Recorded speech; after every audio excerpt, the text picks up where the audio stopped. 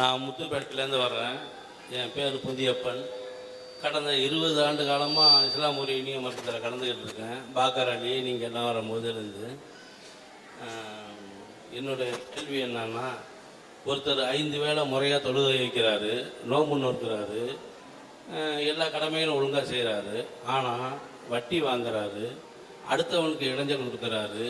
ஆனால் எல்லா அமல்களும் ஒழுங்காக செஞ்சுட்டு இந்த மாதிரி அடுத்தவனுக்கு இடைஞ்சல் தர்றது, அடுத்தவனை தொழிலை பாதிக்க வைக்கிறது, இந்த மாதிரி வேலையும் செஞ்சுக்கிட்டு இருக்காரு. என்னையா இப்படி செய்யறியான்னு கேட்கும்போது, எனக்கு இப்போ தண்டனை கிடையாது, ஏன்னா உன்னை கடவுள் தண்டிக்க மாட்டாரா, இதெல்லாம் ஒழுங்காக செய்யறிய, இதை ஏன் செய்கிறேன்னு கேட்கும்போது, எனக்கு உன்னை ஆண்டவன் கேட்க மாட்டானான்னு கேட்கும்போது, இங்கே என்ன கேட்க மாட்டான், என்ன மறுமையில தான் கேட்பான், அதனால என்ன ஆண்டவன் கேட்கறதெல்லாம் நீ பார்க்க முடியாது அப்படின்னு சொல்றாரு. அதுக்கு என்ன பதிலுங்கிறது தான் என்னுடைய கேள்வி. குர்ஆன் அதாவது சகோதரருக்கு தமிழாக்க குர்ஆன் பரிசாக கொடுக்கப்படுகிறது. இஸ்லாத்துல இருக்கிற ஒருவர் தொழுகிறாரு, நோம்புலாம் வைக்கிறாரு, அதே நேரத்தில் வட்டி வாங்குறாரு, பிறர் சொத்தை அபகரிக்கிறார், அடுத்தவன் சொத்தை அட்டை போடுறாரு. இப்படியா இருந்து என்னன்னு கேட்டா, அது இறைவன் என்னை கேட்க மாட்டான் அப்படிங்கிற மாதிரி தெனாவட்டவரை பதில் சொல்றாரு. இவரை பற்றி என்னன்னு கேட்கிறாங்க. முதல் விஷயம், இஸ்லாம் இதை பற்றி என்ன சொல்றதுன்னு கேட்டா, மனிதர்கள் செய்கிற குற்றங்கள் பாவங்கள் இருக்குல்ல, அதை இஸ்லாம் 2ஆக பிரிக்கிறது. நல்ல விளங்கி, இஸ்லாம் பாவங்களை 2 வகையாக பிரிக்கிறது. ஒன்று கடவுளுக்கு மனிதன் செய்கிற பாவம், இன்னொன்று மனிதனுக்கு மனிதன் செய்கிற பாவம். 2ஆக பிரிக்கிறது. இப்ப நான் தொழுகிறேன்னு வைங்கள, தொழுகலை, இதுல உங்களுக்கு என்ன இருக்கு, யாருக்கு பாவம் கிடையாது. ஆனா கடவுளுடைய கட்டளை நான் மீறி இருக்கிறேன், கடவுளுக்கு பாவம். ஒருவன் தொழாமல் தொழுகை நடத்தாமல் இருப்பானேயானால் அந்த பாவம் இறைவனுக்கு செய்யற பாவம். ஒரு நோன்பு எங்களுக்கு ஒரு கடமை இருக்குது, இதை ஒருத்தன் செய்யலை, செய்யாட்டி யாருக்கு செய்யறான் பாவம், இறைவனுக்கு செய்கிறான், இறைவனுடைய கட்டளையை மீறுகிறான், அந்த பாவம் ஒரு வகை இருக்கு. இன்னொரு வகை என்னன்னு கேட்டா, உங்கள்கிட்ட கடன் வாங்கிட்டு நான் ஏமாத்துறேன் அல்லது மோசடி பண்றேன், நல்ல நோட்டுக்கு பதிலாக கள்ள நோட்டை தந்து தெரிஞ்சே உங்களை ஏமாத்துறேன், இந்த மாதிரி உங்களுக்கு சொந்தமான இடத்தை நான் ஆக்கிரமிச்சுக்கிறேன், இப்படியெல்லாம் நான் செய்தால் இது மனிதனுக்கு நான் செய்கிற பாவம். உங்க இடத்தை நான் சொந்தமாக்கினா உங்களுக்கு செய்யற பாவம். இஸ்லாம் இறைவன் இஸ்லாம்ல எங்களுக்கு என்ன சொல்லப்படுதுன்னு கேட்டா, நீ கடவுளுக்கு செய்யற பாவங்களை நீ மன்னிப்பு கேட்டு திருந்து விட்டால் கடவுள் மன்னித்து விடுவார். மனிதனுக்கு பாவம் செய்துவிட்டு அவன் மன்னிக்கவில்லை என்று சொன்னால் உன்னை கடவுள் மன்னிக்க மாட்டார். இஸ்லாம் பாவ மன்னிப்புன்னு சொன்னா யார் இதை வேண்டாலும் ஆட்டை போட்டுக்கலாம், தொழுதா போதும், அந்த கணக்கெல்லாம் கிடையாது. இஸ்லாத்துல ஒரு மனிதனுக்கு நீங்கள் அநீதி இழைத்து விட்டால், அநீதிங்கிற காசு பணத்துல மட்டும் இல்ல, அவன் புண்படுற விதமா அசிங்கமா திட்டிப்பிட்டீங்க, மன நொந்து போயிட்டான், அவன்கிட்ட போய் கெஞ்சி தெரியாம திட்டி மன்னிச்சுக்க என்று சொல்லி அவன் மன்னித்தால் நீங்கள் இறைவன்கிட்ட தப்பிச்சுக்கிறீங்க. அவன் மன்னிக்கவில்லை என்று சொன்னால் உங்கள் தொழுகை உங்கள் நோம்பெல்லாம் அங்க உங்களுக்கு உதவாது. நபிகள் நாயகம் சொன்ன ஒரு ஹதீஸ், ஒரு செய்தியை உங்களுக்கு சொல்றேன். நியாய தீர்ப்பு நாள் வழங்குவதற்காக இறைவன் எல்லாரையும் உயிர் கொடுத்து எழுப்புவான். எங்க நம்பிக்கை பிரகாரம், இஸ்லாமிய நம்பிக்கை பிரகாரம் இந்த உலகம் ஒரு நாள் அழிக்கப்படும். இப்படி போய்கிட்டு இருக்காது, ஒரு நாள் இந்த உலகம் முற்றிலும் அழிக்கப்படும். அழிக்கப்பட்ட பிறகு முதல் மனிதரில் துவங்கி அழிக்கப்படும் போது வாழ்ந்தார்கள் இல்லையா, அவ்வளவு பேரையும் ஒரு உத்தரவில் கடவுள் திரும்ப உயிர் கொடுத்து எழுப்புவார். அதுல நீங்க இருப்பீங்க, நான் இருப்பேன், எல்லாரும் இருப்போம். அப்ப கடவுள் எல்லாரும், எல்லா மதம், எல்லா ஜாதி அனைவரையும் கடவுள் ஒரு உத்தரவில அழித்து விட்டு திரும்ப உயிர்ப்பிப்பார். உயிர்ப்பித்து ஒவ்வொரு மனுஷனுக்கும் அவன் என்ன செஞ்சாங்கிற கடவுள்கிட்ட பதிவு தெரியாது நினைச்சுட்டு இருக்கிறோம். அனைத்தும் நம்மிடத்துல பதிவாக இருக்கிறது, எழுதப்பட்டிருக்கிறது, அவர் ரெக்கார்டு வைத்திருக்கிறார். அதை வைத்து ஒவ்வொருத்தரையும் கேள்வி கேட்டு விசாரித்து நல்லவனுக்கு சொர்க்கம், கெட்டவனுக்கு நரகம் தண்டனை கொடுப்பார். இதுக்கு தான் நியாய தீர்ப்பு நாள் நாங்கள் வச்சிருக்கிறோம். அதுல வெற்றி பெறுவதற்காக வேண்டி இந்த உலகத்துல எவ்வளவு கஷ்டனாலும் படு பரவாயில்லை, அங்க நம்ம ஜெயிக்கணும் அப்படிங்கிறதுக்காகத்தான் முஸ்லிம்களுடைய ஒரு அடிப்படையான நம்பிக்கையா இருக்கும். அந்த அடிப்படையில் நபிகள் நாயகம் சொல்றாங்க, அந்த மறுமை நியாய தீர்ப்பு நாளில் ஒரு மனிதன் வருவான், எல்லாரும் வர்ற மாதிரி ஒரு வருவான். எப்படி வருவான் என்றால், அதிகம் தொழுதிருப்பான், அதுக்கு ஒரு மார்க்கு, அதிகம் நோன்பு நோட்டிருப்பான், அதுக்கு உள்ள மதிப்பெண்கள் கிடைக்கும் அவனுக்கு, அதிகம் தான தர்மம், அப்படி என்னென்ன நல்ல காரியங்கள் இருக்கோ எல்லாத்தையும் செய்தவனாக இறைவன் முன்னால் வருவான். பார்த்தா இவ்வளவு செஞ்சிருக்கிறானே, இவனை கன்ஃபார்மா சொர்க்கம் தான் எல்லாரும் நினைப்பாங்க.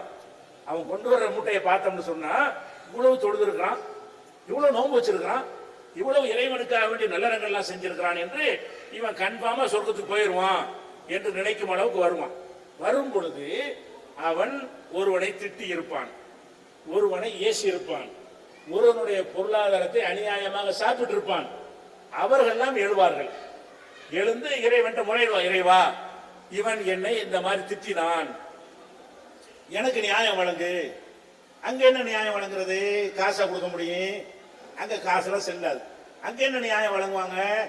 இவனுடைய நன்மை இருக்குதுல, அந்த நன்மை எடுத்து திட்னியில இந்த நன்மை ஒரு வாரம் தொழுக நன்மை அவன்கிட்ட கொடு, மைனஸ் ஆகி போயிடும்.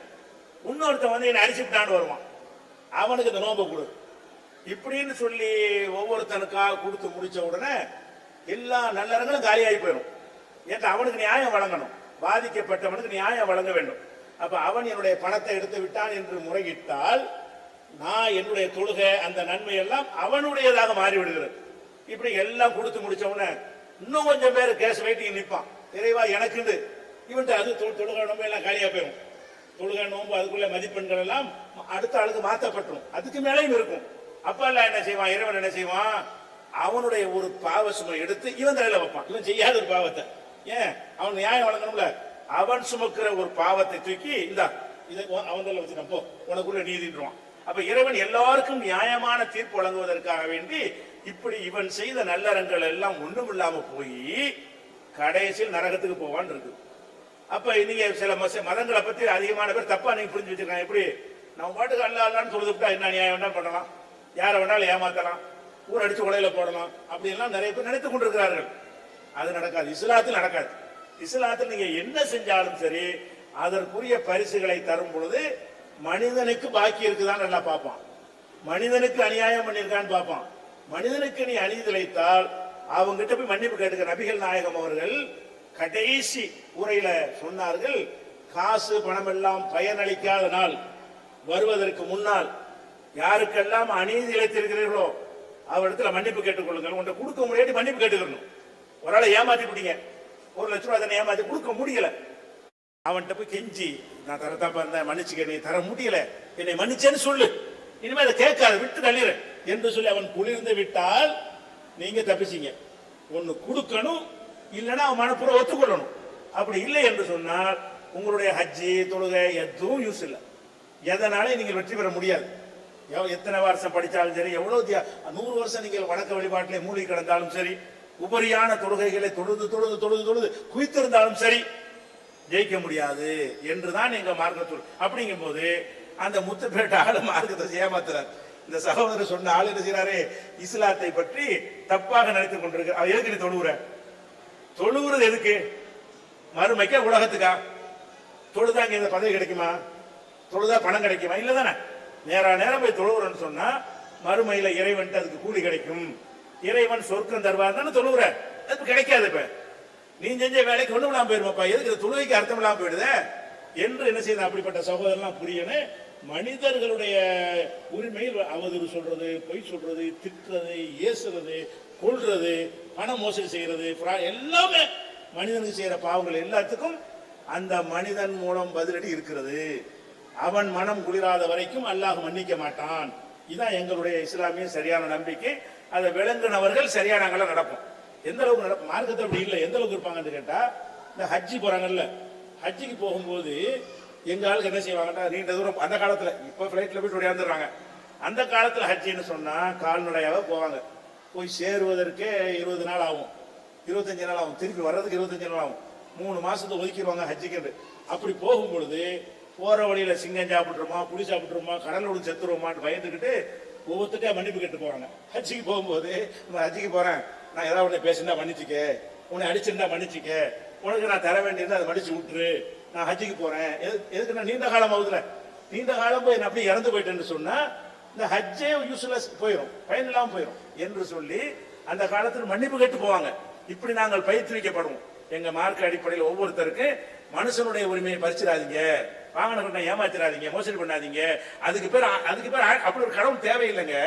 நீ பாட்டு களவாடிக்க, எனக்குள்ள காணிக்கை பண்ண அவன் கடவுளா? நீ எவனாட்டில் ஏமாத்திக்க, மன்னிப்பு கேளு, உண்டியல் ஒரு காசை போடு, நான் உன்னை விட்டுருவேன், அது கடவுளாம? அப்படி கடவுள் நம்ம எண்ணத்துக்கு கடவுள் என்ன செய்யணும்? அற்பர்களுக்கும் பாமர மக்களுக்கும் பாதிக்கப்பட்டவனுக்கும் நியாயம் வழங்கணும், அந்த நியாய தீர்ப்பு வழங்குறவனா இருக்கணும் என்று நாங்க நம்புறதுனால அவர் இந்த சகோதரர் அப்படி ஒரு முஸ்லீம் சகோதரர் இருக்காருன்னு சொன்னா அவர் யாருன்னு கரெக்டா விசாரிச்சு நம்ம சகோதரர் அவருக்கு புத்திமதி சொல்லி இப்படிலாம் நடக்காதீங்க பாவியா போயிருவீங்கன்னு புரிய வைங்க. சரியா? அந்த சகோதரர் கேட்டுக்கிட்டு அடையாளங்க